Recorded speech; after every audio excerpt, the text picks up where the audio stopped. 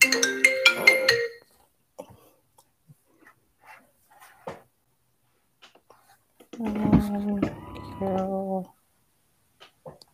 I don't know. All right, there we go. Good morning, everyone, and thank you for being here today. My name is Nicole Moore, and I am a board member of the Slave Dwelling Project, and it is my honor to introduce our first keynote speaker, Dr. Hasan Kwame Jeffries. Many of y'all have seen him just about everywhere, doing all of the things and reading everybody for their historical filth, and we love to see it. But Dr. Jeffries is an associate professor of history at The Ohio State University. He teaches courses on civil rights and the Black Power movement. I've had the honor of working with Dr. Jeffries in a couple of places where we were talking about how to teach civil rights, how to teach hard history, because it's not hard, it's just honest, and how to really have these conversations about race, reconciliation, civil and human rights, enslavement and Reconstruction. So it is my honor to throw it over to Dr. Jeffries, who will be with us for the next hour and some change. Please feel free to drop your questions in the chat and we will get to them during the session. Dr. Jeffries. Well, wonderful, Nicole. Thank you so much for the warm words of introduction. It is always good to be able to share some thoughts and ideas in your presence. And I look forward to having a rich and robust conversation and discussion. I'm going to go ahead and share my screen now, Go for it. and then walk us through a few slides. Here we go. And then, as Nicole had pointed out, if you have questions, please put them in the chat, and we will certainly reserve some time for engagement. So I've titled my remarks in keeping with the theme for this wonderful conference. I've titled my remarks, "Above All Else, Tell the Truth, Narrating Hard History Honestly." Above all else, tell the truth, narrating hard history honestly. And I'll say a little bit more about what I mean by hard history, as Nicole alluded to, as I move through the presentation. For the last couple of years, I've had the distinct honor and pleasure of taking students, some of my best students from The Ohio State University in Columbus, Ohio, to James Madison's Montpelier. I created this field school. There was lots of money at The Ohio State University to take students all across the world. And I said, I want to take some kids to Virginia.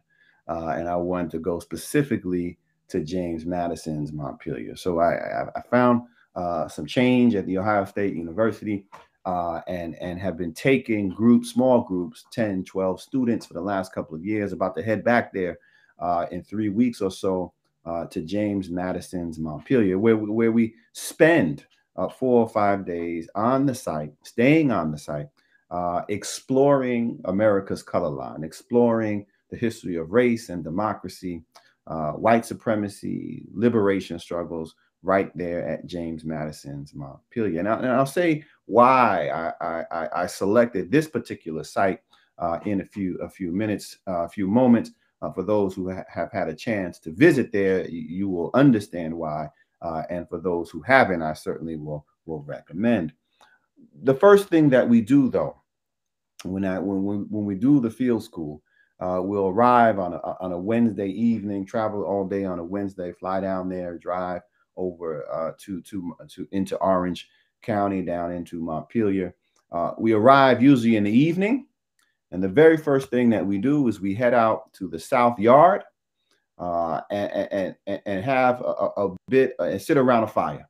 So the South Yard, for those who haven't been there, is sort of the working enslaved quarter where those who worked in the house in the plantation manor resided. There are a number of reconstructed cabins and quarters, a smokehouse and kitchen right there. One of the first times I got to meet Brother McGill was right there in the South Yard as he did a presentation for folk who were there. So the very first thing that we do before we even unpack our bags is I take the students to the South Yard and we strike up a campfire and we sit around that campfire in that space under the stars in the quiet and not just talk about or reflect about sort of, why we are here, but to literally breathe the air,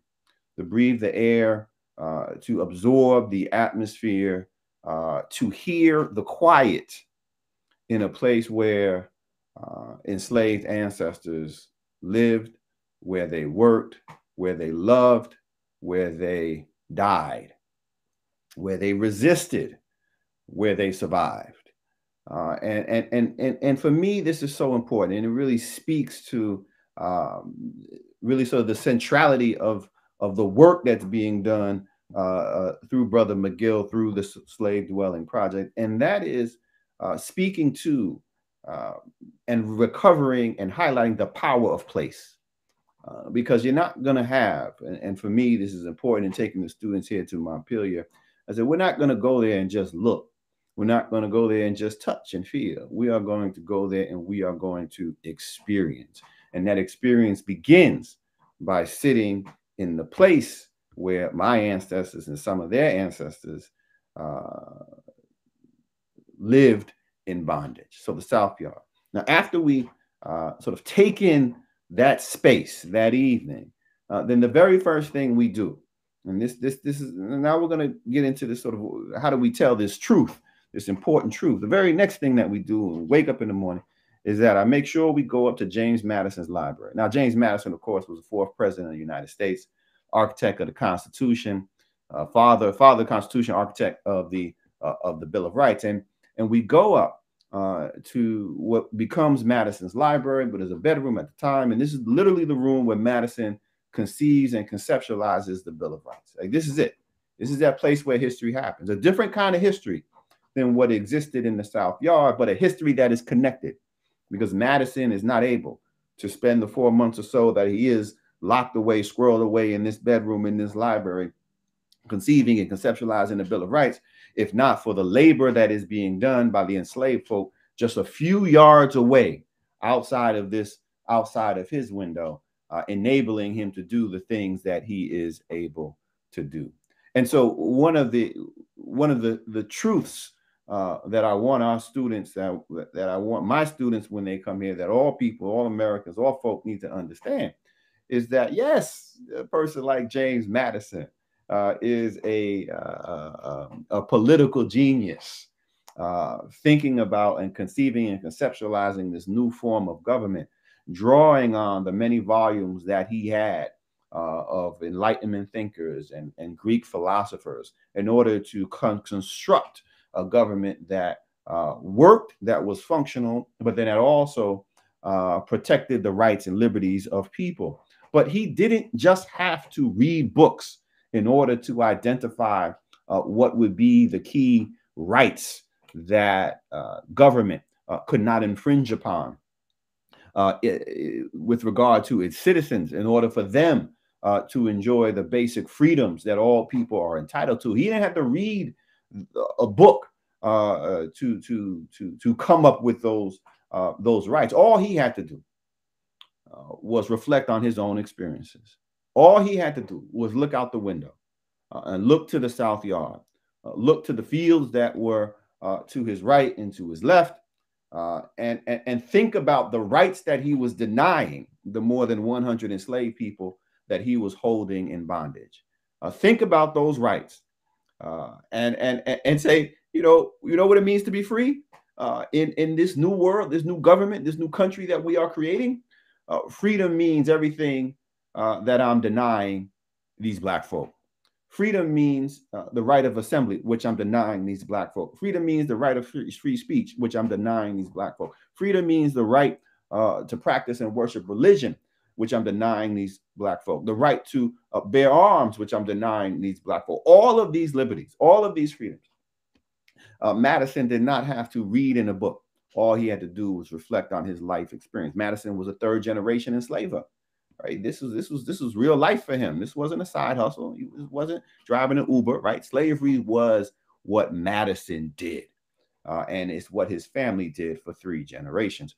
But at the same time, as we reflect on sort of the past and try to put this history and this historic place into context, we can't forget the enslaved folk, right? If we take Madison seriously as a political thinker, and that we do, then we also need to take African Americans. We also need to take enslaved people seriously as political thinkers, seriously as human beings, but also seriously as political thinkers.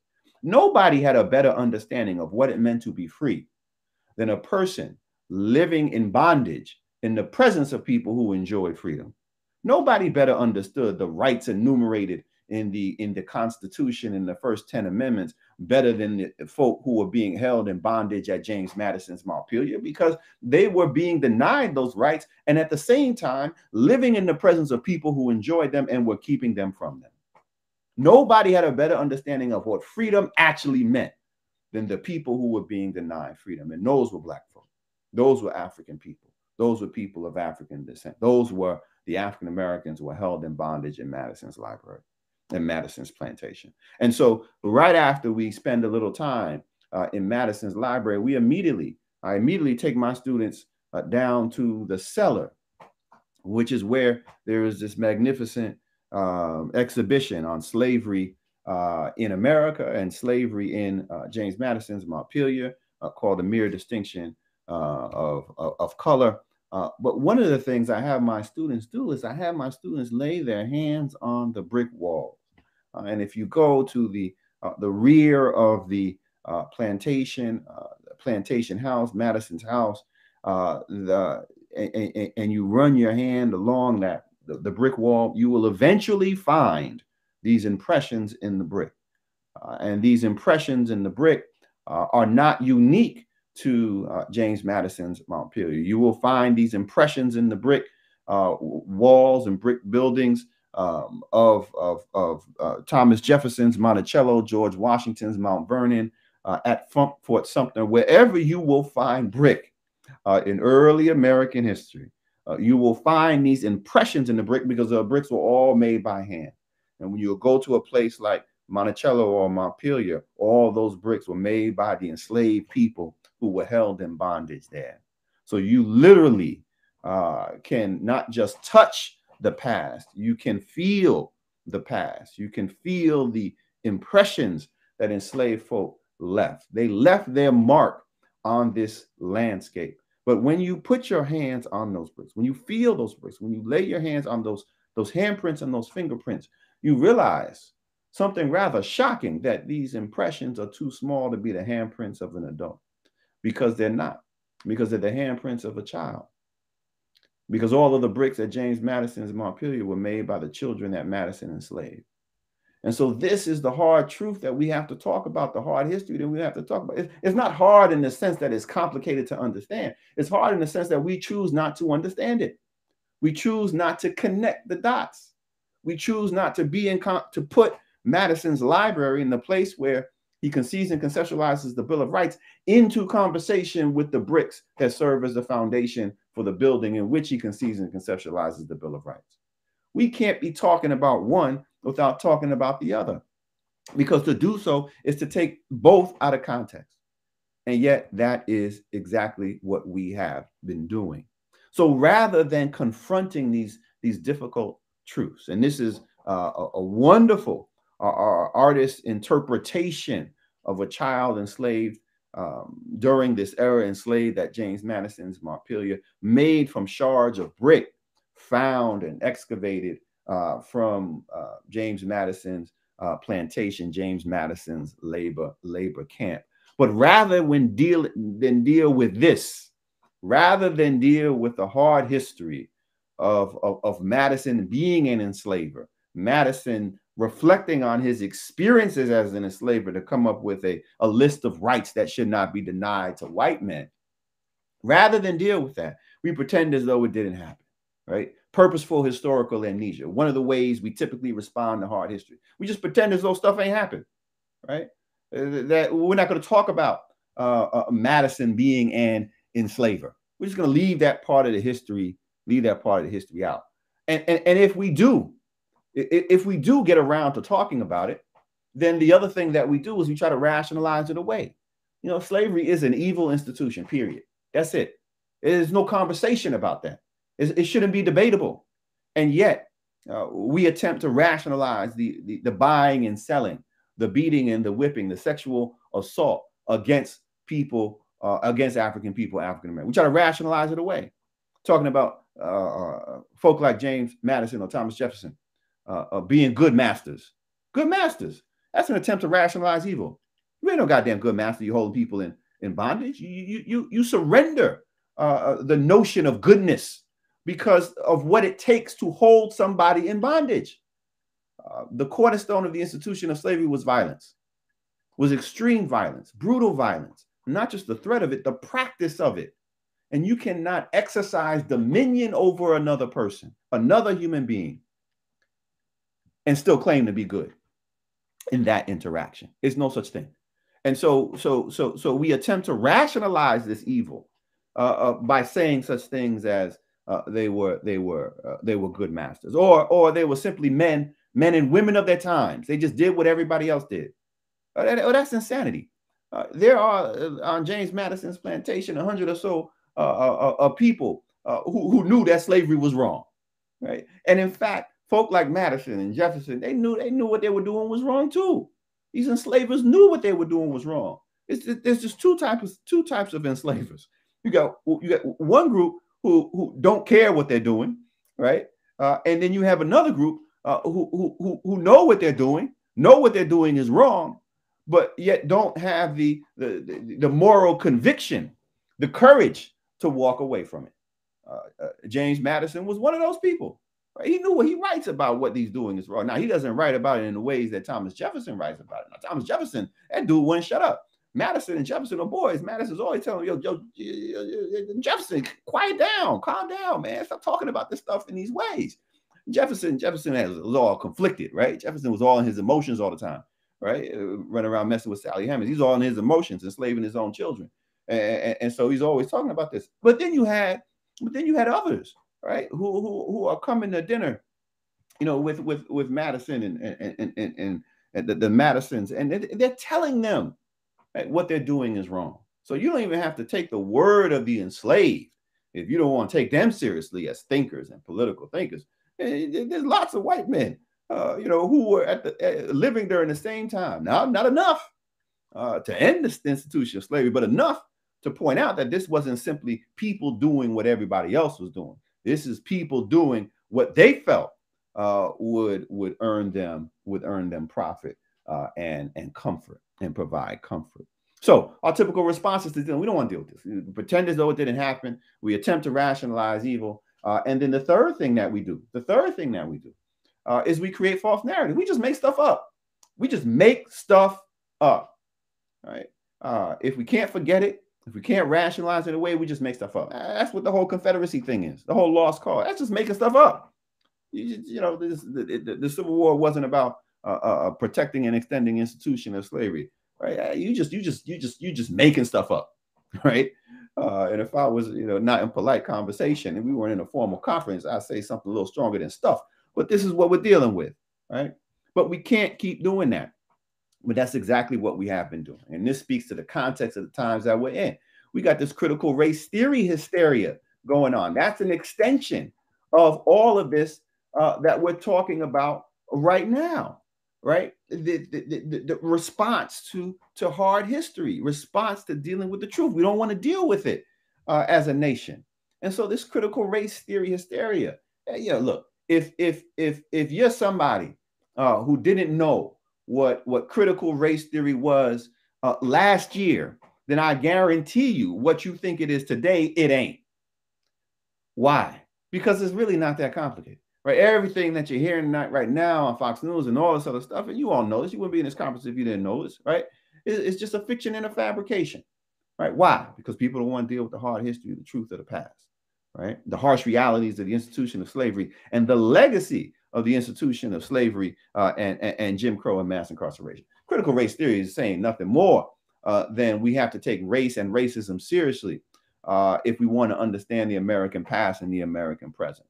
Because race and racism have and continue to shape the contours of our lives, of the lives of all people, regardless of their color in the United States. That's all it is. It ain't that complicated. It's not that complicated. You don't need to read a law book. Now, I just told you what it is. But the hysteria around it, that's all about politics, right? That's just politics. right? An attempt, but this is the context that we're living in, so we got to understand this, and it's not going away anytime soon, right? Donald Trump lost. The Republican Party was afraid that his loss would lead to the demobilization of those Trump voters who were animated by his white supremacy, and so to hang on to them, to keep them engaged, to keep them voting for this political party, they conjure up this anti-white hysteria, right? First, we're coming for your we're coming for your unborn babies. This is the political organizing around women's reproductive rights, and then we're coming for your Bibles. This is anti-Christianity madness. Then we're coming for your guns, Second Amendment stuff, and now we're coming for your children. All right, now we're coming for your children through this indoctrination, through critical. This is nonsense, right? They're playing politics, but it's serious, and we have to take it seriously because it doesn't just exist in the realm of politics. It now has bled over into the arena of education, where we're seeing dozens of laws being passed and working through their ways through state legislatures that are solely designed to keep us from talking about the truth, talking honestly about the past. And that affects all of us. That doesn't just affect teachers in the classroom. That affects all of us who engage in education and public education and dealing with the public in the broadest possible terms. Those who are operating historic sites, those who are dealing in education in any kind of way. It impacts us because it's limiting what people are willing to hear and what people believe. So these are the stakes. The stakes are about what the truth is, not just in the past, but also in the present. Because if we don't deal with the past honestly, then we cannot make sense of the present. And if we cannot make of the sense of the present, then there's no way we're going to be able to wrestle with the issues that continue to plague us as we move forward in this journey in this country. And so the stakes are high, right? And the stakes are immediate. So what's the best response? The best response to this hysteria, the best response to the desire of people in this country to bury the truth is to tell the truth. Is to tell the truth. To tell the truth is starting from the beginning. To tell the truth about our origin. To tell the truth about 1619. And you got folk who are losing their mind over 1619. Ain't nothing but a date, a moment in history when the institution of slavery, takes hold in in what will become the United States, at a time when we see the intersection, the choice being made that slavery is going to be the future of this nation. Now we got to tell the truth about what 1619 is, in terms of it serving as this point where we see the intersection of what becomes the twin pillars of American society, and that is racism and capitalism.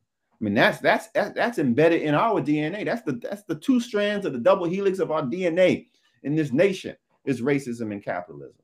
The two are intertwined. Just imagine in your mind's eye the strands of the double helix. Racism and capitalism give us slavery. Racism and capitalism give us Jim Crow. Racism and capitalism give us mass incarceration. Racism and capitalism give us the war on drugs. Racism and capitalism give us this wave of voter suppression laws that have been passed and continue to wind their way through state legislatures across the country. Right? And where does that begin? That begins in the beginning.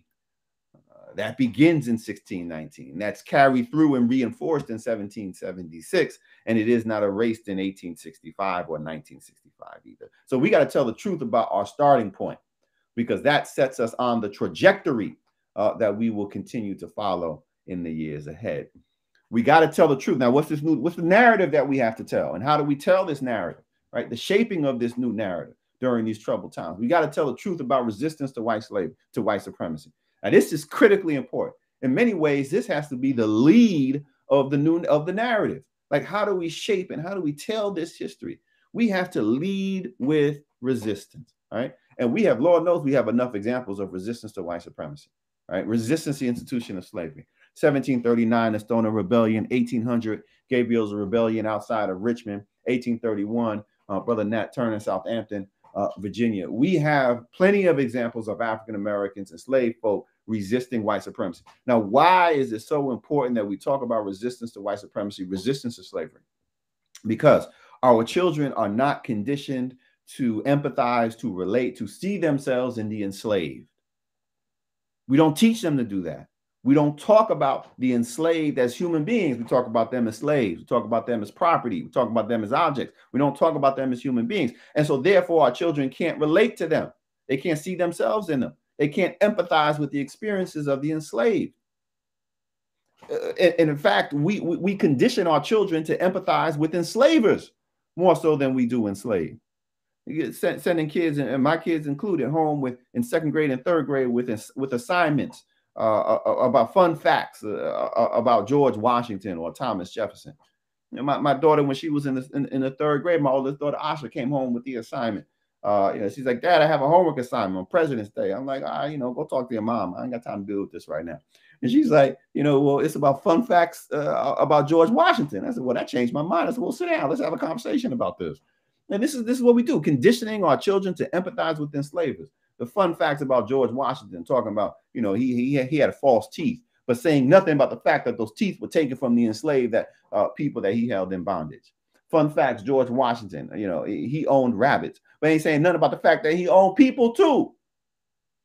So we're conditioning our children to empathize with the enslaved. So when you get to the 8th grade in Ohio and you're talking about early American history and you're talking about slavery and enslavers, they're like, well, I guess it wasn't that bad. We shouldn't be surprised when they talk about but weren't they good masters? Didn't he own rabbits? What kind of nonsense is that? But we're not talking about George Washington trying to track down a 15, 16-year-old owner judge who escapes from his bondage. And he's putting out advertisements and bounty hunters to get this little 15, 16-year-old girl back to keep her in bondage. Right? So we have to talk about resistance, because resistance is the way that people connect to the oppressed. It's the way that people see their humanity. Resistance, because they're putting themselves, well, if I was in that situation, then well, this is what I would do. Now, sometimes that's not realistic, because people don't understand that the primary goal of a person who was in bondage, who was in slavery, was to survive. And that rebellion, outright rebellion, was often suicide, right? Because the numbers were against them. The odds were against them. They don't have the military means or capacity. The demographic, everything was working against them. So Black folk understood that engaging in outright rebellion was literally suicide. But for some, they were willing to risk that, which speaks to the fact that, it's amazing that there were any rebellions in America slash the United States. Not that there were more, the fact that there were any, because it was suicide. But that resistance to slavery, resistance to white supremacy, we can't just talk about it in terms of the dramatic, in terms of the highly visible. We also have to talk about it in terms of the mundane, in terms of the ways in which African people, enslaved African people, survived, right? Because this is the critical aspect of resistance that we often overlook. And when we're talking about place, when we're looking around, we're talking about relationships. This is what people don't understand, but this is what was real. Going back to Montpelier, one of the things I love about Montpelier is it's an active archaeological site. And one of the things that they have discovered in recent years is this ring, a ring made of cornelian, right? This stone, a rare stone that's found in India, right? So why on earth could they find buried in the entry to one of those to the kitchen in the South Yard, which was only occupied and worked by the enslaved folk at James Madison's Montpelier, and they discover it in a layer around 1810, 1820. They find this ring that comes from the Indies, comes from East India, and it's like, well, how on earth, if this isn't a stone, a semi-precious a stone that isn't traded in this area, like how on earth could it wind up here in the middle of Virginia? There's only one answer: that it was brought to Virginia by an enslaved woman, or an African woman, who was kidnapped and enslaved, because this is something that would have been traded quite commonly in West Africa. And she was kidnapped and had this ring on, and because it wasn't a precious metal, it was ignored. She was allowed to keep it in the holes in the bellies of a slave ship, brings it across the Atlantic, and then has to pass it down at least 2 generations. At least 2 generations from the Middle Passage, kidnapped, Middle Passage, sold into bondage, then will pass it down to her daughter of blood, fictive or real, and then to another child, another daughter. This was an act of resistance. Resistance in form of holding on and clinging to the African past and making the African past present. Right? Culture becomes this form of resistance. Holding on and transmitting culture becomes this form of resistance. And then, sadly, clearly, it gets lost at some point. You can imagine an enslaved woman taking it off, just as many of us would do. We'll remove jewelry as we're in the kitchen so we don't lose it or it doesn't get messed up, and then it gets lost, only to be rediscovered some 200, 150 or so, 200 years later. Right? So we have to balance, and we're talking about resistance and want to make sure our people understand the humanity of enslaved folk, that the resistance takes these overt forms, but also these covert everyday forms, embodied and symbolized by something as simple as a ring. We have to tell the truth about the white response to Black liberation attempts, because sometimes we talk about we'll talk about slaves instead of enslaved people. Right. And we'll talk about slave owners instead of enslavers. Right. The active activity of holding people in bondage. And so we wind up framing the institution of slavery without people actually maintaining the institution of slavery. Right. Like nobody's responsible for it. It just somehow existed. Like, no, you got people who are actively doing this. And so we see this every time we have these certainly these more dramatic and public actions of African Americans engaged in activities designed to secure their liberation, that there's a pushback. For every action, there's an equal and opposite and more forceful reaction. So in 1740, following the Stono Rebellion of the year before, South Carolina passes its South Carolina Negro Act of 1740, and one of the limiting the rights of both enslaved folk and free folk, putting greater restrictions on them, right? And empowering all white people to be agents of repression. And so one of the things one of the clauses in this new set of laws, slave codes and free Black codes that we see in 1740 is that any white person is charged with the ability, is given the ability, any white person, of stopping any Black person and demanding to know who they are and where they're going, whether they are enslaved or whether they are free. And if they can't produce papers to the effect, if they can't satisfy this inquisition, if they resist in any way, then that white person has the legal authority, not police, not slave patrols, any white person has the legal authority to take the life of that Black person without penalty or consequence. South Carolina Negro Act of 1740 deputizes every white person to take the life of any Black person if they refuse to submit to their interrogation on the spot. And we wonder why you can have a Trayvon Martin being stopped randomly and questioned. You wonder why you have this a history of vigilante justice and racial terrorism directed at African Americans, because we have been empowering white people from slavery through the present to act as though they are have a legal authority to police Black people and Black bodies. We have to tell the truth about 1776. Now, look, they don't want to tell the truth about 1619, and they sure as hell don't want to tell the truth about 1776. Now, this is important. This is an important opportunity because we're coming up on 250 years. Just in a couple of years, we're going to be marking 250th anniversary of 1776. So you know we're going to be in for a whole lot of historical shenanigans, including because we're hearing it now. People acting like the founders and framers of the country were somehow secret abolitionists, as though they were really trying to create a scenario in which slavery eventually came to an end. Are you crazy? If they wanted to end it, they could have. They're doing everything in their power to extend it. Right? You can't even talk the one thing that you could not talk about, and that's the one subject literally written. There's only one subject that's stated, that's listed in the United States Constitution that could not be talked about. One subject.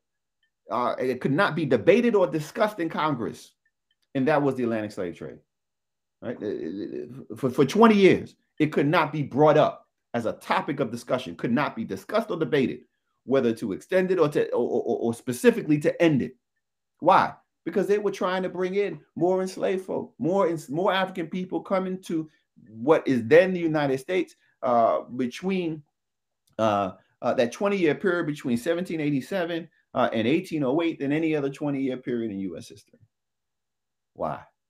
Because we're dealing with a group of folk who were trying to create protections for this economic system of slavery that was benefiting not just them individually, but that was benefiting the nation as a whole. So whether you were holding people in bondage in South Carolina, or you were bringing people in bondage into the colonies and to the states from Rhode Island, or you were underwriting those Middle Passage voyages in New York, you had a vested interest in maintaining the institution of slavery. And we got to talk about that. We can't see that as we come up on this 250th anniversary. I teach in Ohio, in the great state of Ohio. And one of the things that my students are very happy about when I ask them is that they're very happy about the fact that in Ohio, when it comes in to the Union, it comes in as a free state. And they know this. This is the one thing. They know George Washington didn't have his own teeth, and they know Ohio came in as a free state. And they're very proud of this, right? Because if it comes in, Ohio comes in as a free state, then it's on the right side of history. Right? 1803 comes in, a Constitution. Slavery will not be allowed in the state that is Ohio. Ohio's on the right side of history. But that's not the full truth. Ohio's on the right side of history, but for the wrong damn reasons. Right? Ohio does not allow the institution, the white men who sit in this constitutional convention, the statehood convention, don't want slavery in Ohio because they're white supremacists. They don't want black people here. And they go to all kinds of ends to create laws written into the Constitution and the immediate laws afterward, saying, if black people come in, they got to pay this bond against eventual criminality. They got to have a white person vouch for their character and the like. They didn't want black people here. They didn't want black people here in bondage because they were afraid of the competition that would create in terms of bringing in large landowners. And they didn't want free blacks here because they didn't want that individual labor competition, right? So it was white supremacy. I mean, that's the other thing that we got to tell the truth about, that white supremacy is something that impacts the entire nation. This isn't just something that resides below the Mason-Dixon line, right? That's a shared national ideology, a deep belief in white supremacy. And so when we're talking about what this narrative is, about telling the truth about the past and about slavery, then we got to be clear that even in those sites where you didn't have the institution of slavery, you still have a deep belief in white supremacy. Besides, every one of the 13 colonies has slavery, every single one of them. And then when they when those northern colonies begin to abolish it, they take their time. New York doesn't abolish slavery. I mean, you still have enslaved folk in New York until 1827. In Connecticut until 1849. That's 10 years before the Civil War. You still got people in bondage in Connecticut. So, and me, I grew up in Brooklyn, New York, and I'm looking, when we talk about slavery, we're always talking about something down there rather than something that existed right in the institution. Not only holding individuals in bondage, but certainly even after the individuals are no longer held in bondage, the relationship between finance and capital. That's the racism and capitalism coming out of the Northeast with the large factories, the banking industry, insurance industry, and the like, supporting the institution of slavery. We got to tell the truth about abolition. It's here in Ohio. I'm very happy that my students, for example, learn about the Underground Railroad, but they suffer from Underground Railroaditis, right? You ask them, would you have been a conductor on the Underground Railroad? And everybody raises their hand. Everybody wants to be on the right side of history, right? Like, oh, you little white people wouldn't have been conductors on the Underground Railroad, right? If everybody's a conductor on the Underground Railroad, going back in time, the thing wouldn't have to been underground. It would not have to have been a secret, right? Hell, you wouldn't even have to have slavery if everybody was an abolitionist. Right? So we got to put that into context, right? Again, this is going back and rewriting history. Like, hold on, right? You have many people, who did not hold people in bondage outside of the South and were totally fine with the institution of slavery. And if they weren't fine with the institution of slavery, they sure as hell weren't about to fight for its abolition. And you got people running around here now, these anti-critical race theory folk losing their minds, talking about I was in a conversation with one of them, and he was like, oh, I certainly would have been an abolitionist. The hell you would? You don't even want to talk about abolition. And you're gonna talk about you were gonna be an abolitionist. That's madness. So we gotta speak truth about abolition. Now, included in that as well is that you could be an abolitionist and also still believe in white supremacy. Right? Again, that white supremacy thing is real. Right? You could be an abolitionist. You could be Abraham Lincoln. Right? Eventually come along to abolition and still believe in white supremacy. Right? I mean, Lincoln was like, yeah, we may have to end this. We may have to end the institution of slavery to win this war, but these Negroes sure as hell can't stay here. Right? And so what is he thinking about colonization? Right? Sending out emissaries. Like, where are we going to send these folks? Right? So that's the other thing, right? Just because you're on that right side of history, in the end, doesn't change the beliefs that you had in the beginning. So we got to speak honestly about that. We got to tell the truth about the Confederacy and all this madness about states' rights. It wasn't about no states' rights, right? Now, this is important. This is making stuff up again, right? Making stuff up. All you have to do is go back to the 1850 Fugitive Slave Law, right? In which these southern slaveholding states are saying that the rights of individual states should be subsumed to the right of the federal government, right? Which then says that those freedom seekers have to be returned. They are not free once they escape into free territory, right? And so, and this is an important lesson because we see the hypocrisy, right? The political hypocrisy in this notion of states' rights. Right? They weren't concerned about states' rights. They're concerned about maintaining the institution of slavery. Right? Just as, you got people running around here, these anti-maskers talking about, my body, my choice. But yet you've been years and now still, opposed to a woman's reproductive rights. So you're just playing politics. Right? But then that insidious kind of politics, that hypocritical kind of politics, then seeps into our historical narratives. And then we're all confused, running around here thinking, well, maybe the Confederacy was about this political constitutional interpretation. No, it was about holding people in chains, period. Right? Sometimes it's not that complicated, and we got to make sure in our narratives that we just speak plainly about what was going on. And then when we get just 2 more slides, and then I'll wrap up and invite Nicole back, and we can engage in some conversation. All right, we got to tell the truth about emancipation.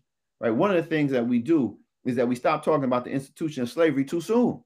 Whether it's in our interpretation at historic sites or whether it's in the classroom with casual conversation. We stop talking about slavery too soon. Stop. 1865, slavery ends, Civil War ends. We think white people are like, oh, our bad, right? Let's work towards equality. No, right? The principal legacy of the institution of slavery is white supremacy, period. Right? And white supremacy does not evaporate when Robert E. Lee lays down his stacked weapons at Appomattox. Right? It continues. The mentality of the enslaver continues, which informs the ways in which white Southerners will try to regain or reassert those labor controls that were lost with the institution of slavery. And that will dictate the next 100 years. Right? The ways in which you have white folk who are trying to regain what was lost with the institution of slavery, but knowing, because you had the 13th Amendment, and then eventually the 14th and 15th, that there are limits to what they can do. And so they're looking for ways around it, right? And then eventually, by the time you get to 1890 through 1910, you begin to see them rewriting their state constitutions and using colorblind language in order to regain some of those controls that they had lost when slavery had been abolished. That's 50 years. 45 years after the institution of slavery, and they're still trying to regain those mechanisms of control, including robbing African Americans of the right to vote. So we got to tell the truth about that aspect of emancipation, but we always have to center the lives and experiences of African Americans. And so we need to talk about their struggle for basic civil rights and human rights, which I call freedom rights. Right? Just as African Americans and slave folk who are on Madison's plantation understood what freedom meant, taking them seriously as political thinkers, we got to do the same thing with Black folk at the moment of emancipation.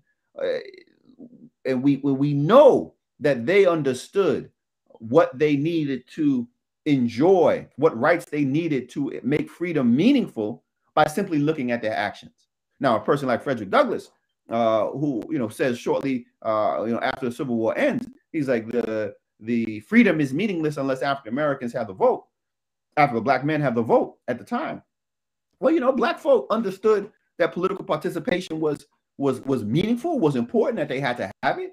And so when the Reconstruction Acts are passed in a place like Lowndes County, Alabama, where I wrote my first book on, within a month, 3 or 4 weeks, 4,000 Black men registered to vote. Within 3 or 4 weeks of the Reconstruction Acts being passed. Right? So African Americans understood. So you look at their actions at the moment of emancipation, and we see what they believed in slavery. Another one of the first things that Black folk do when emancipation happens, when they have the freedom of mobility, the freedom to exercise cultural autonomy, is they leave white churches. They get the hell out of white churches. They bounce. The funniest thing, you look at these memos and memoirs and notes from white churches in the South, and they're like, we don't understand. All our Negroes are leaving, right? They're forming their own church. We don't understand. We thought they liked Jesus. Well, Black folk, they did. Right? They actually took white Jesus with them into their Black churches, but that's a separate lecture. But they wanted their cultural autonomy because the God that they were worshiping wasn't the same God that these white folk were worshiping. They were worshiping a God of liberation, a God who connected, who related to those who were oppressed, not the God who celebrated oppression. And so we look at their actions, and this continues to inform what African Americans will be fighting for, not just for the next 100 years through the era of segregation and Jim Crow, but for the next 150 years into the very present. So there is a real connection that we have to make. We got to talk about the past, not just solely in terms of the past, but in terms of the way in which it connects to the present. Like, our narrative can't simply be about what happened yesterday. It has to be about what happened yesterday, because that explains and connected to what's going on today. And so just last year, we saw the largest public demonstrations in American history. Some 30 million people taken to the streets over a sustained period of several months during the summer of 2020. And they were seeking justice for the victims of police violence. We understand that. They were also seeking recognition of Black humanity. That's why we saw these beautiful murals and demands that people recognize and say aloud, Black Lives Matter. Say aloud the names of those who had been victims of racial violence. That much is clear as well. But there was also this element of demanding historical truth. Right? And these were all young people. Right? This is why you saw Black folk and these activists and young folk and students who were taken to the streets and demanding that these monuments to white supremacy come down. And thankfully, this Robert E. Lee monument in Richmond, Virginia, finally came down just the other day. But this is what young people were calling for. Why? Because they understood that at its core was a lie. Right? That on the one hand, that these were monuments built to celebrate white supremacy. The craziest thing, the other day, they finally removed the bust of Nathan Bedford Forrest, that old white supremacist Klansman, war criminal down in Tennessee, and you had the lieutenant governor of Tennessee saying something crazy like, "Well, yeah, he had some bad characteristics, but in the end, this is a tribute to redemption." Right? And he changed. Like, what the hell are you talking about? Right? Well, you go from a war criminal massacring Black folk at Fort Pillow to serving as the first Grand Poobah of the Klan. That's redemption? No. These monuments and memorials were not built because they were celebrating an arc of morality and redemption. He gets a bust. Robert E. Lee gets a horse. These other people get their faces chiseled in Stone Mountain. not because they happen to be white, unfortunately white supremacists, but because they were white supremacists. Like that's the whole point of having these participation trophies littering the landscape, right? Because they are monuments to white supremacy, because these people fought and died in some instances to maintain the institution of slavery, to maintain white supremacy, to maintain inequality, this heritage of hate. And so all that we are doing is being done in the context of these false narratives that remain dominant in our culture, in our society. And we have to war against it. And we have to speak against it. And we have to speak clearly against it. And people are worried about, oh, if you hear this the other nonsense, right? That oh, if you take down these monuments, you're erasing history, right? Ain't nobody erasing history.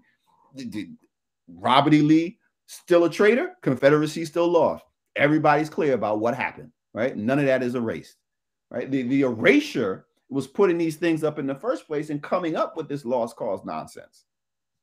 So we got to be clear about that. We got to be clear about a lot of things. We got to tell the truth about today, what we saw on January 6th, and connect what we saw on January 6th to this wave of voter suppression laws rippling out of Georgia across the country, and connect to this critical race theory thing, because all of this is centered around white supremacy. The principal threat to white supremacy is a multiracial democracy.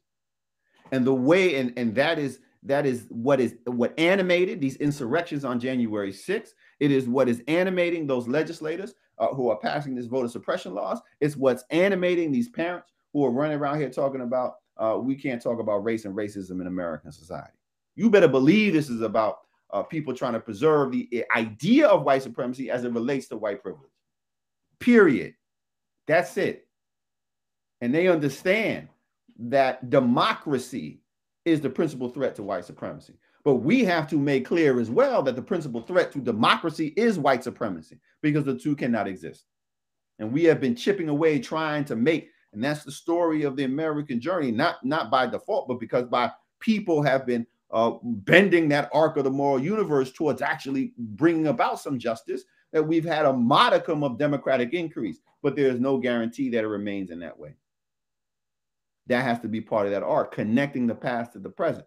If anything, we should have learned over the last 4 years that this democratic project, as flawed as it is far from stable.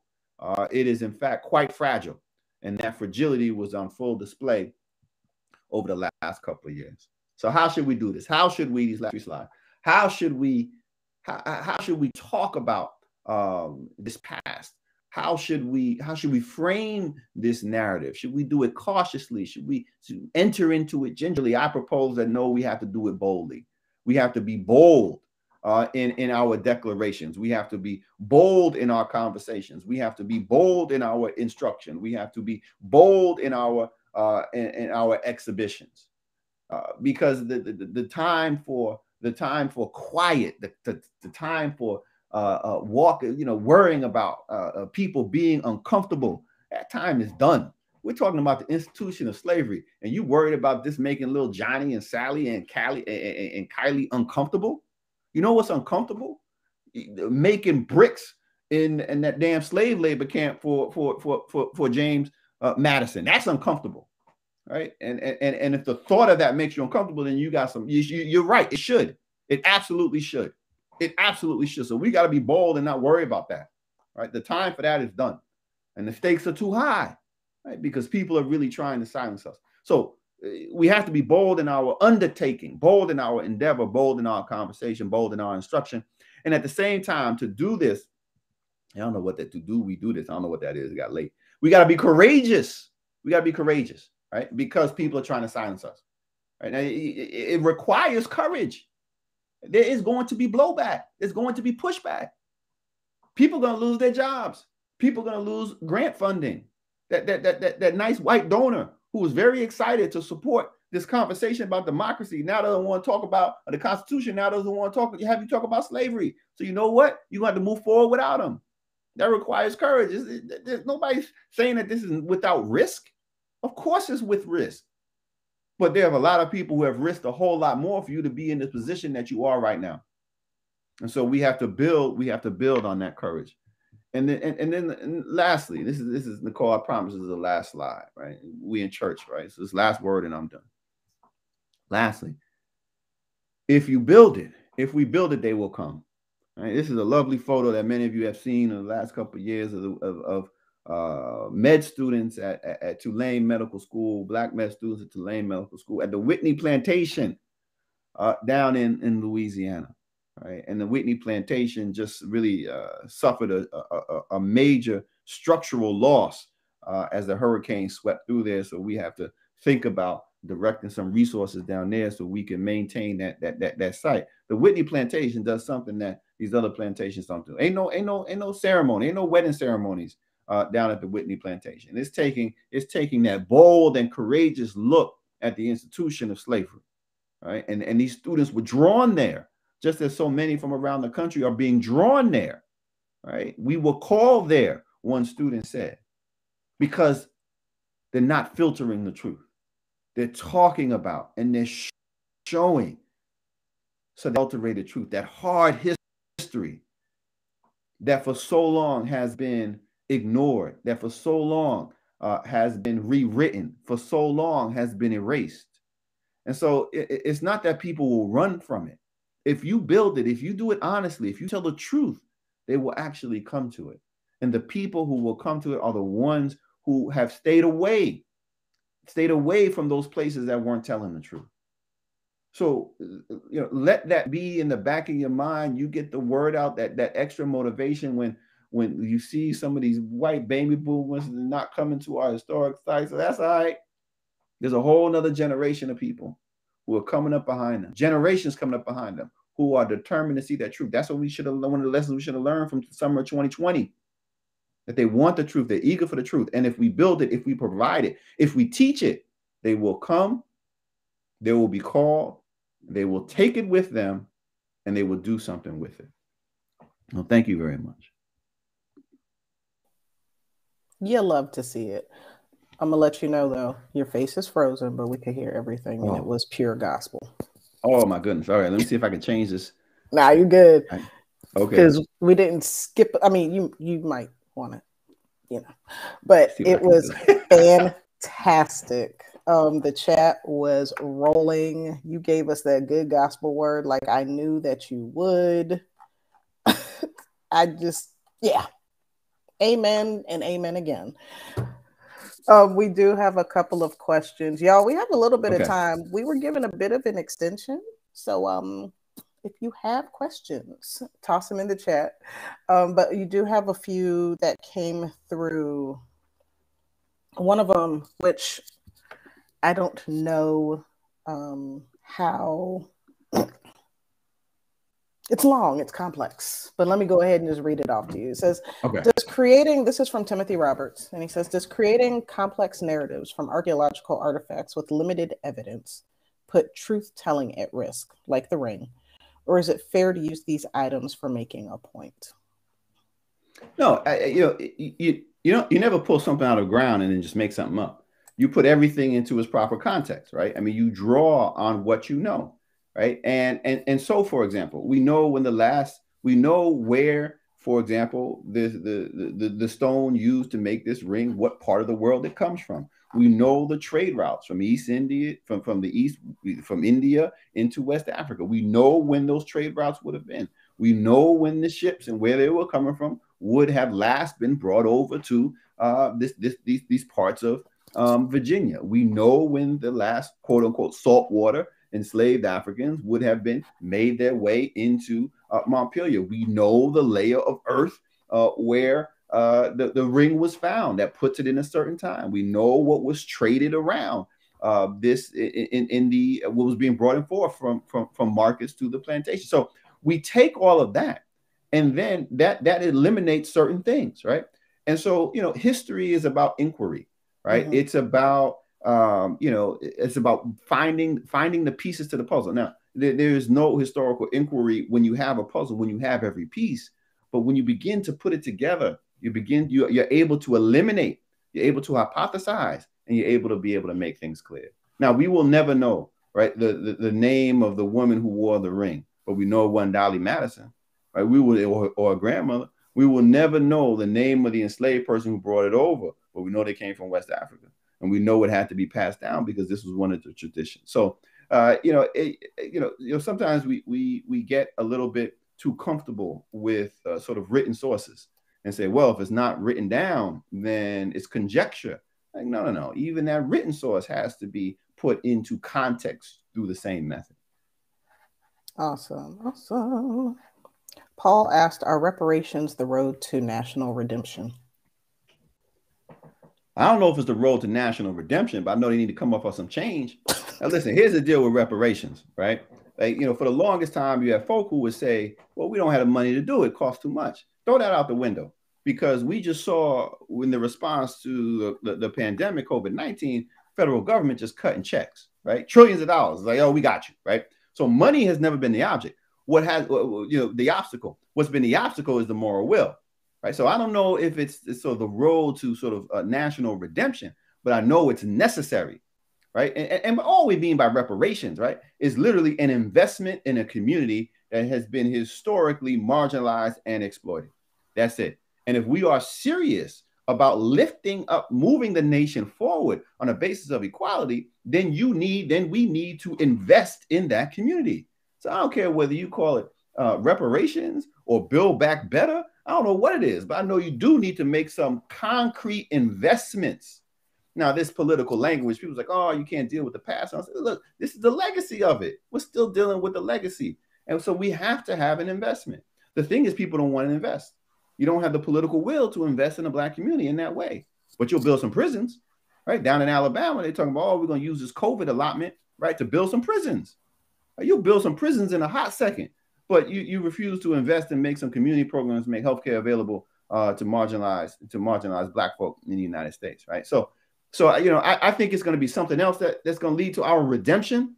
But before we get there, national redemption, I know we're going to have to do some investment for past crimes, the participation of the federal government in maintaining inequality and discrimination. Well, it could also start by canceling my student loans. That's a good beginning too. I'm just saying. Largest holder of student loan debt is Black women, and I mean, we built this country, so can we? Told y'all there's going to be some types of shenanigans. Karen has a question here. So first, I'm going to start from the bottom and read up. So you need your thought. Okay. We need your thoughts on this. And it is about working with historical society types on exhibits and lynching remembrances. So they're willing to expose the horrible details of the oppression and the murders of African Americans, but they're not willing to talk about who did it, even when we know it's crystal clear. So how, that's something that in my work that we are talking about right now, we have these photographs and people see the photographs and they know who the victims are. And we're willing to throw their names out and we're willing to have their families relive that trauma over and over. But we somehow, whether intentionally or not, protect the murderers. How do we talk about lynching in America without that? You can't not in a serious way. And I think the question becomes, and that's what we do, right? We'll talk about the victim and pretend as though there is no victimizer. And that's what we do when we talk about, sort of slavery, right? They're slave holders. Like, no, they're enslavers. They are actively participating, taking part in making this thing happen. And so when we talk about lynching, we have to talk about the people who are doing the lynching because we know who they are. One of the things when I wrote about Lowndes County, Alabama, and I'm reading through and looking at the racial violence and racial terror that happened between 1865 and 1965, and I'm looking in 1900 and 1910, 1920, I'm looking at these lynchings. And you look at the newspapers and the records, the court records and the like, the letters to the governor, they're naming the people who were doing it, right? And not just the mob, right? I mean, you got photographs and you can see people in the mob, but then you literally have the people who are orchestrating this stuff. Like, we know exactly who they are. So one of the things I did, I put it in put their names in the book, right? It's like, no, I'm going to call them out. These aren't just random white people. This is so-and-so. Maybe your granddaughter will see this and have a little pang of guilt, right? That's okay. It's okay if white people feel a little bad. You need to feel a little bad, right? Yeah. But this is why. But why don't we talk about this? Why don't we talk about this? right? We're not talking about because we're trying to protect, somebody who participated in this lynching. We don't want to talk about. We don't want to talk about the people who participate. We don't want to name the names because we feel that reflects badly on us, right? Like we don't want our white people don't want like their grandchild or their daughter to know that Meemaw was a part of this lynch mob, right? Like Meemaw supported Jim Crow and segregation, right? And so that's about the person. That's about us. Sometimes you got to get out of your own way and be like, you know what? This is what it is, right? Yeah. This is where we were. This is what the family did, right? We got, you open up some attics, right? You're gonna find more than just old trinkets, right? You might find some of those postcards that are being sent to family members. You might find some hoods. You might find some hoods. You might find some body parts, right? These tokens and from knuckles and fingers and stuff, right? Look, we gotta understand that this stuff was real. This was part of the American tradition. This is American heritage. And the only way that we can move beyond it in a way that we can, going back to that notion of sort of national redemption, I'll be like, look, we gotta put everything on the table. And that means, and that's not, and this is the thing, right? This is the anti-CRT people, right? Like they will get caught up in this, right? It's like, oh, it's about blaming white people for the past. There's nobody alive today who's responsible for the institution of slavery. So you're okay, right? Like you're okay. It's all right. It ain't your fault. And nobody alive today is really responsible for the sort of institution of Jim Crow, right? There might be a couple people who are hanging on, but in most part, they're all gone. But we all are responsible for tomorrow. Yep. And what we make of today. And we cannot address the issues that continue to plague us today unless we have an honest conversation, unless we confront directly the problems of the past, because they shape the contours of today. And worse still, even if we don't have the individual courage, right, to do it ourselves, then get the hell out the way and let your kids do it, right? Let your children be exposed to the truth of the past, because you're gonna be gone soon. My 6-year-old told me the other day, she's like, Daddy, how much longer you got? I'm like, damn, I'm not even 50, right? Like, she's already making plans. So eventually we are gonna be gone, right? And so get out of their way so we can give them the tools, to fix the problems that we have been unable or unwilling to fix going forward. And one of those is we got to deal with this history of racial violence and racial terror, right? That is mob violence at one point, but then transitions into police violence. Yep. Like there's a direct line right there, right? And we can't deal with that problem of police violence until we deal with this long history of lynching. There are 3 times as many people died at the hands of police today and have died over the last 15 years. That number hasn't changed despite all of the work that we have been doing, all of the marching and protesting we have been doing. Around 350 African Americans die at the hands of police every year. And that has been the case for the last 15 years. That number has not changed. That also means that during the height of lynching, there are now 3 times as many African Americans will die at the hands of police today than died at the hands of lynch mobs during the height of lynching. Wow. We got to put that into context. We have to put that into context. And one of the ways to do that is saying, look, we got to talk about who was there, right? We're going to show these lynching postcards and we're going to focus on the body, take the body out the picture and look at the people who are smiling and nobody's wearing a hood. And let's talk about them. That's what I get. That's what I try to get people to understand when they are, because I mean, the images are very graphic and they're hard to look at. And I always tell them, don't look at that. Look at who's there. Look at how this was an after church event. How they got out of praise and worship and went down to the town center and participated in this act of violence, had their little lunch, and then went back home like nothing happened. Right. Those are the people we need to be pointing out. We don't need to rehash this murder because that is a trauma that has been passed down, but we need to focus on who thought this was acceptable for public spectacle. Who even thought that that a murder, period. Let's start there. A murder should be public spectacle. Right. And then because we know it's because of racial terror and violence, y'all thought this was cool? Like, right. Let's start having those conversations. And those are the conversations, to Marlena's point, that historical societies need to have. Yes, they're private, and yes, their donors are the ones that are giving them their money. But I think when they start speaking up and speaking out, they'll find other sources of money from the people who have been waiting for them to start telling the truth. Mm-hmm. Because they're going to want to encourage you to dig deeper. They're going to want to encourage you to keep talking about this. Yeah. That old money is eventually going to die out, literally and figuratively. But when we look at the todays and tomorrows, there are people waiting, willing, and wanting, but they need you to do right, and they need you to actually be honest about it. Like you said, they need to get out the way.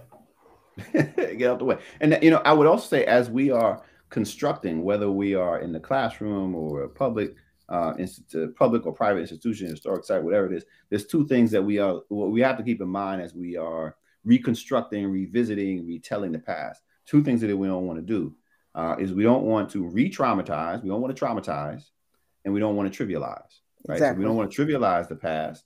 And we don't want to traumatize people who may have a connection to the past in a particular way. So we just got to keep that at the forefront of our mind, not just in the back of our mind, whenever we're sort of laying these things out and planning as we go ahead.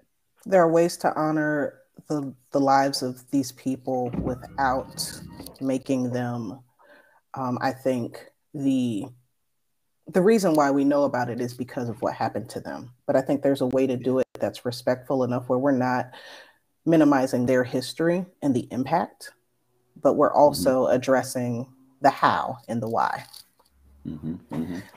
Timothy Roberts said, can we talk more about tools for rehumanizing enslaved ancestors? Oh, yeah. Yeah. You know, that's a great point. And that should be really the focus of our work, right? Collectively. And this is so important. You know, one of the tools, of course, one of the simplest, easiest tools that we can use is the language that we use, right? I mean, talking about people, obviously not as slaves, but enslaved people, enslaved persons, right? I mean, and when possible, giving them their names when we know of them. So we're actually, you know, giving names and faces and personalities to people who were held in bondage, because in the absence of that, they're not people, right? They're objects, and you don't connect to an object, right, in the same way that you connect to a human being. We want people to connect to these folk as human beings, because that's who they were. We wouldn't be here if it wasn't for them, right? So tools, language, right? Tools, artifacts, right? Like make it physical, right? I mean, this is the power of, even if it's just showing an image, right? Like a living artifact, connects that this isn't that long ago, right? And we don't have to go back to 1619. 1865 is only a couple generations back, right? I mean, you can get there in 3 generations, right? I mean, so it's not that long ago. So humanizing, 1, language, 2, artifacts, right? What did people leave behind, and why did they leave behind? What did they do with the material culture that they had, right? Is a great way to humanize, because a lot of, you know, this stuff doesn't change, right? We're talking about 250 years ago, but people doing the same stuff, right? We cooking the same way, right? We playing the same games, we talking the same stuff, right? I mean, all of it's linked. And so there is this sort of natural connection once you're able to kind of see the things that we're able to see, the music that people listen to, the dances that they did, right? I mean, we see that, we see the evidence of it. We see it in the Black community, we see it in the enslaved community. And then also saying, well, you know, I don't know about the enslaved moment. Well, then you got that moment immediately after emancipation. And I was talking about that's so critical, because we see in the actions of people then exactly what enslaved folk were thinking and wanting later on. And then I think lastly, we have to lean into the resistance, right? Like the resistance. You cannot say that enough, because that's what people connect to. Kids, you know, who are like, look, I'm tired of talking about slavery, right? When you get somebody who says, I'm tired of talking about slavery, that's because they haven't been talking about the institution of slavery and the ways in which Black folk have resisted. They haven't been talking about it. And they've been taught it. They haven't been taught it. You wind up with, you know, with this silly ass Kanye West talking about a few years ago that Black people are somehow complicit in their own bondage, right? Because the Chicago public schools failed him, right? And not talking about resistance that happened there to enslave. What are we talking about? Black people resisted.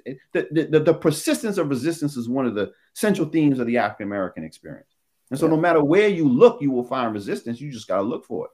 And so that's critical, because once people see that, then they can see themselves in it, right? They can see themselves in the enslaved folk, right? And so when you have little kids running around here talking about, I don't want to talk about slavery, and they have never been, they don't know about Nat Turner. They don't know about Sojourner Truth, right? They don't know about Oney Judge, 15 years old, takes off like I'm out, right? So you lead with resistance, you talk about resistance, and you keep building on it, and then you can expand out from there. Love it. I love it. And I just need for children to realize that they have more in common when they talk about resisting. One of the things that I like to do when I was working on site would be to talk about just I'm going to go in the woods while y'all are doing this because I don't feel like working, as an act of resistance. And then ask them, how many times have you done this when you've been told to clean your room and you just do something else? Yeah. And they're just like, oh. And I think it's how they're taught about resistance. If they're only taught about running away, they don't realize breaking tools. They don't realize self-injury. They don't realize the ways in which maybe we didn't leave, but the ways that we resisted, the ways that we have pushed back and said, not today, Satan, not today. Yeah. Maybe tomorrow, maybe next week. But this heat wave is something serious. And I think when people think about it that way, they think, oh, well, that's trivializing. But most of the time when I do it, it's not. I need you to understand that the one way that we have been pushed to understand resistance is not the only way that it happened. Right. And that's and when we talk about humanizing and when we talk about rehumanizing, it is that point. Slavery wasn't a monolithic experience. And I use the word experience loosely because I know folks get upset about that because words do mean things. But not everybody experienced enslavement in the same ways. It depended on region. It depended on urban, rural. It depended. But the one thing that we can say about 90% of our ancestors, because let's be honest, there were some folks who probably were just like, you know what? It is what it is. They found ways to say, I'm tired, and I'm tired of this, and I'm tired of y'all. Let me spit in Miss Minnie's food real quick. Oh, it's a little salty? I wonder why. Those are the different ways in which we resisted. And I think it is important that we continue as we educate children to tell them to explore the different narratives and look at what is being said, how it's being said, who is saying it. Because you're going to read a lot in between those lines. It's like the ring. It's like the archaeology. It's telling the story. You got facts that are floating. You don't have a definitive, but you got these pieces that are floating out there. And somehow it's going to come together and tell you a really rich story that you are not going to get in a textbook. Right. That's so true.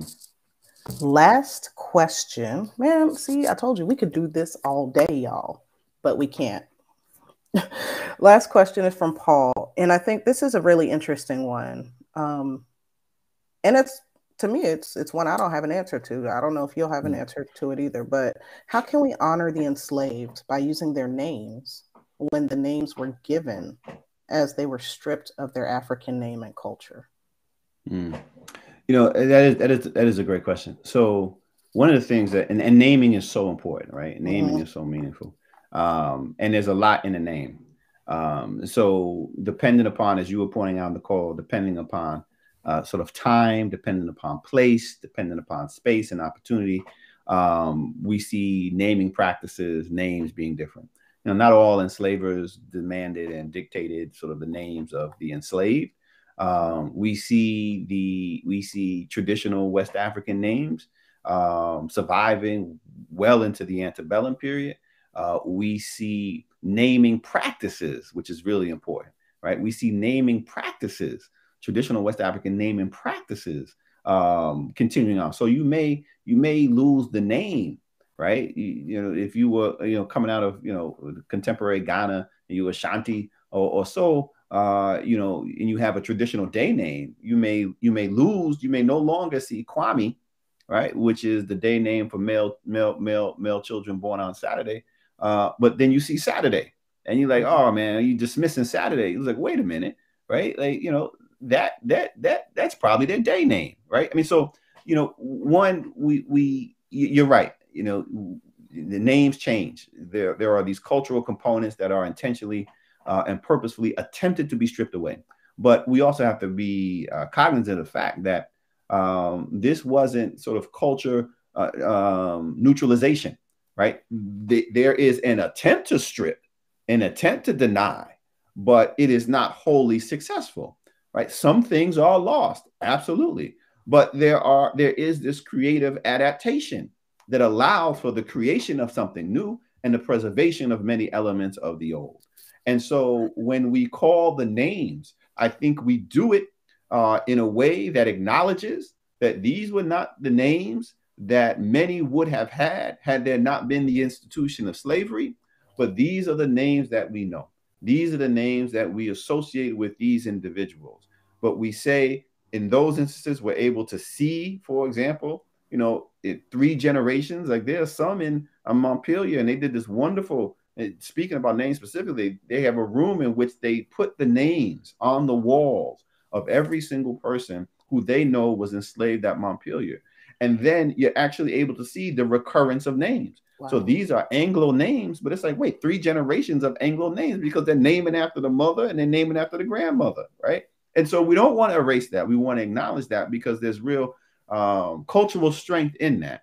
But we also do want to acknowledge that these are adaptations, right? That Black folk are surviving, right? And so they're carrying what they can forward, but they're also adapting to the necessity of the moment. And so I still think it's important to call their names, but we can call them with the knowledge that this is an adaptation to these really harsh conditions and circumstances. Excellent. I love it. As always, a joy, a delight. Could do this all day long. But I do, on behalf of the Slave Dwelling Project, want to thank you for a phenomenal kickoff to this conference. I know it's different this year, but I think this was perfect. This was a great way to start. So Dr. Jeffries, my homie Hasan, y'all don't get that privilege, I do. Thank you so much for being willing to be here with us this morning. We had over 100 people listening in, and the comments in the chat have been fantastic. So we appreciate you. We appreciate your time, and we look forward to you in the after times coming to do an overnight with the project. There we go. I'm looking forward to it.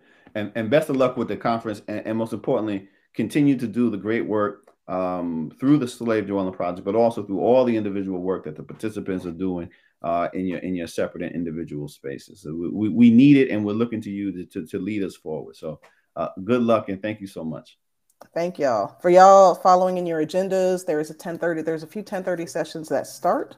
So don't forget to attend those, and we will see y'all in the next few days. Have a good day, everybody. Thanks, homie.